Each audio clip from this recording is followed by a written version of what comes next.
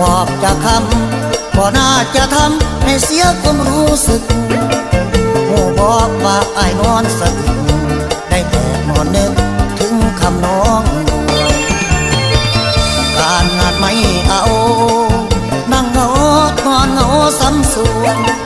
หลงเชื่อคำที่ว่าห่วงที่แท้น้องดวงให้อ้ายตายใจบ่ฮักก็จักว่าเว้าอีหยังสร้างมาให้ความหวังคิดว่าสิได้เจ้าทำเป็นห้องเป็นไห้บ่ฮักผู้ใด